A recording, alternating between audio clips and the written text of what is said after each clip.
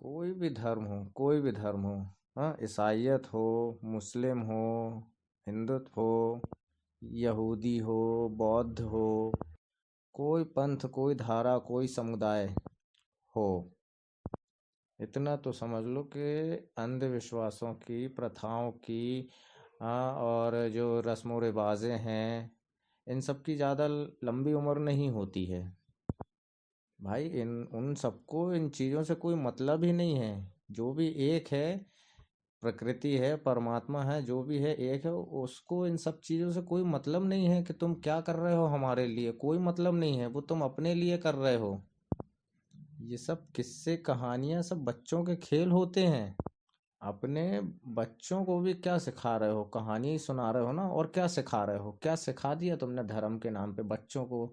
आज लगभग सभी के बच्चे, हम बोल रहे हैं कि 10 वर्ष का होगा, 12 का होगा, 15 का होगा, उसमें कौन सी चीज डाली गई है संस्कार जैसी, धर्म जैसी, कि वो किसी के लिए खड़ा हो सकता है परिवार को छोड़ के। ऐसा धर्म है किसी के पास? कोई अपने आप को मानता है कि हाँ मैं कृष्ण भक्त हूँ, मैं खड़ा हो सकता हूँ, भले उसके लिए मेरी गर्दन कट जाए? कोई है? नहीं है। लेकिन भेजा तो इसीलिए है ना कि जाओ तुम। और फिर जाने का टाइम कोई वो थोड़ी है कि तुम्हें कब जाना पड़ जाए। तुम आज जा सकते हो ऊपर, तो ऊपर जाके क्या करोगे? फिर क्या जवाब दोगे? फिर ऊपर जाके यही है कि जैसे अभी आप लोग निर्वस्त्र नहीं घूम सकते हैं, बिना कपड़ों के नहीं घूम सकते हैं, है ना, कपड़े पहन के घूमेंगे, उसके बाद तो फिर तुम्हारा शरीर भी छीन लिया जाएगा, जिसको बोलते हैं ना धुआं, लोग सोल बोलते हैं, आत्मा। कितने सालों भटकते रहोगे, तुम्हारी समझ में आ जाएगी फिर। जो बिल्कुल अपने जनरेशन को भी बिल्कुल अंधविश्वास में डाल के रखे हैं। हाँ, न राम के बारे में पता है, न कृष्ण के बारे में पता है, किसी के बारे में नहीं पता है। ये कहानियों में जाओ, ये कहानियों को अपना करो, और फिर कहानी क्या बोलती है वो रास्ते पे चलो। हम्म।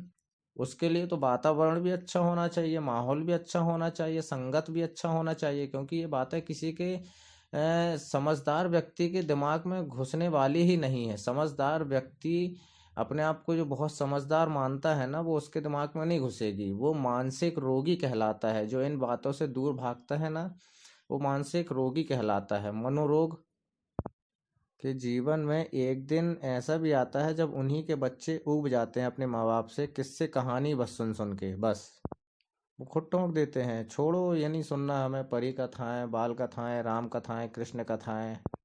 भाई जब पेरेंट्सों ने नहीं समझा तो वो अपने बच्चों को क्या सिखाएंगे? हम्म।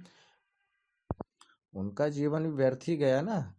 इंसान का जीवन एक ही बार मिलेगा ना, कि 2 बार 4 बार मिलेगा लिखवा के लाए हो? हम्म। आज तुमने किसी जानवर को बोलते हुए देखा है क्या कि ये मेरा घर है, ये मेरे बच्चे हैं? किसी जानवर, कोई भी जानवर ले लो, छोटे जीव जंतु, चींटी से लेके हाथी तक, कोई जानवर को बोलते देखा है? कुत्ते को बोलते देखा है? नहीं देखा है। ये इतनी खतरनाक सजाएं हैं, नरक से बड़ी सजाएं होती हैं। आज अभी हम मान के चलो हमें कुछ हो जाता है, हम मर जाते हैं, तो जो हमारे अंदर की चल रही सांस है ना, सकारात्मक ऊर्जा जिसे कहते हैं, चेतना, वो किसी जानवर में तब्दील हो जाती है। जन्म ऐसे ही होता है, कर्म के अनुसार जन्म ऐसे ही होता है। अब उसके बाद कुत्ता ना बोल पाएगा, ना कुछ कर पाएगा, और हम बार बार अपने ही घर में घुसेंगे, तो बाकी के लोग घर के हमें ही पत्थर मार के भगाएंगे। तब उतने समय हमें कैसा लगेगा? क्योंकि याद सब रहता है कि अब हम कुत्ता बन चुके हैं, है ना। अभी कुछ देर पहले हम इंसान थे, कुछ दिनों, कुछ साल पहले इंसान थे। हमसे ये गलती हुई, हमसे ये गलती क्यों हुई, हमने उसका क्यों ये बिगाड़ दिया, हमने उसको क्यों ऐसे अपशब्द बोल दिया, हमने क्यों उसकी इतनी इज्जत नहीं की है।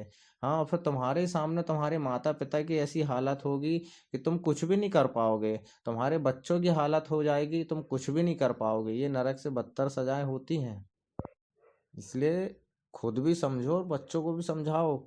हाँ, नहीं तो आगे जाके ये चीज़ें फिर मिलने वाली नहीं है।